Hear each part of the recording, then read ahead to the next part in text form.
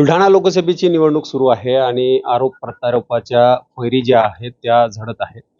स्वाभिमानी नेते रविकांत तुपकर यांचा एक व्हिडिओ सोशल मीडियावर व्हायरल होत आहे आणि त्यामध्ये त्यांच्यावर आरोप केले जात आहेत. ते आरोप कितपत सत्य आहे आणि त्यात काय तथ्य आहे ते जाणून घेण्यासाठी आपण ॲडव्होकेट दिनोदे वकील यांच्याकडे आलेलो आहे.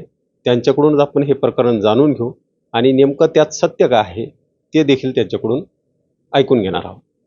सर, मला सांगा की हे जे प्रकरण आहे गाडे बंधूंचं, हे प्रकरण कधी दाखल झालं न्यायालयामध्ये आणि तुमच्याकडं हे प्रकरण कधी आलं?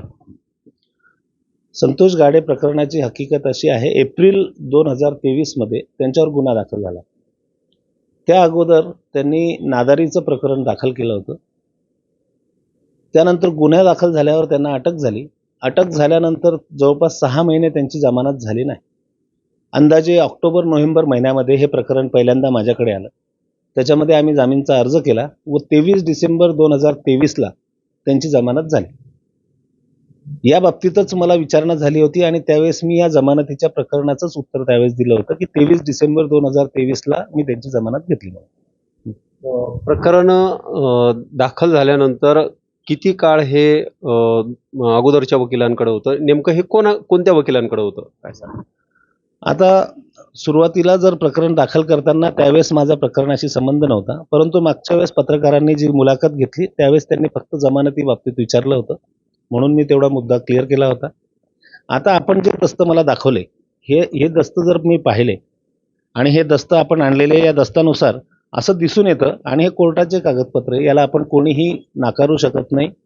कोणताही संविधानात्मक पदावरचा व्यक्ती किंवा कोणीही न्यायालयाच्या आदेशाला नाकारू शकत नाही. आणि हे न्यायालयाचा आदेश असं सांगतो की हे प्रकरण संतोष मनोहर गाडे आणि अंकुश मनोहर गाडे यांचं नादारीचं प्रकरण जे आहे, या प्रकरणावर शर्वरी सावजी तुपकर यांच्या स्वाक्षऱ्या आहेत.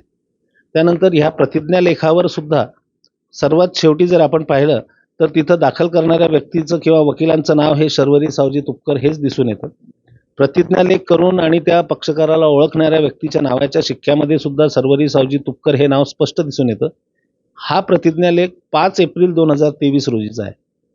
त्यानंतर न्यायालयाचे आदेश जे आहेत, न्यायालयाने ज्यावेळेस प्रथम आदेश याच्यामध्ये केला नादारी प्रकरणामध्ये, त्यामध्ये न्यायालयाच्या आदेशाच्या वर सुद्धा श्रीमती शर्वरी सावजी तुपकर दिनांक 5 एप्रिल 2023 असा शेरा व शिक्कावर कोर्टाची किंवा न्यायाधीशांची सही सुद्धा तिथे दिसून येते. आता ह्या दस्तांवरून असं दिसतं की हे प्रकरण शर्वरी सावजी तुपकर यांनी दाखल केलं आहे. त्यानंतर एवढंच नसून आपण जी मला आता जाहीर नोटीस दाखवली आणि जो दस्त माझ्यासमोर ठेवला आहे, तर पेपरमध्ये जाहीर नोटीस कायद्याच्या नियमाप्रमाणे द्यावी लागते. जर बरेचसे पक्षकार असतील तर ही जाहीर नोटीस देताना सुद्धा ॲडव्होकेट शर्वरी सावजी बुलढाणा आणि संतोष मनोहर गाडे, अंकुश मनोहर गाडे यांच्या नावाचा उल्लेख आहे. या दस्तांवरून असं दिसून येतं की सुरुवातीला प्रकरण हे शर्वरी सावजी तुपकर यांच्याकडेच असावं आणि आहे. जमानत आपण घेतली, परंतु याच्या अगोदर हे प्रकरण ॲडव्होकेट शर्वरी तुपकर यांनी चालवलं, हे यातून सिद्ध होते.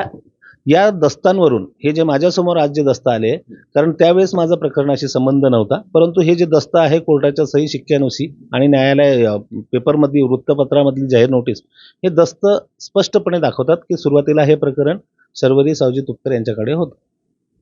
निश्चितच हे जे प्रकरण आहे, या प्रकरणामध्ये दिनोदे वकिलांनी आपली भूमिका जी आहे ती स्पष्ट केलेली आहे की जमानत घेईपर्यंत माझा त्यामध्ये हस्तक्षेप होता. त्या अगोदर हे प्रकरण 5/4/2023ला दाखल झालं आणि जमानत घेण्याच्या अगोदरपर्यंत हे प्रकरण शर्वरी तुपकर यांच्याकडेच होतं, हे या दस्तावरून सिद्ध होत असल्याचं त्यांनी स्पष्ट केलं आहे. दीपक मोरे, नवराष्ट्र, बुलढाणा.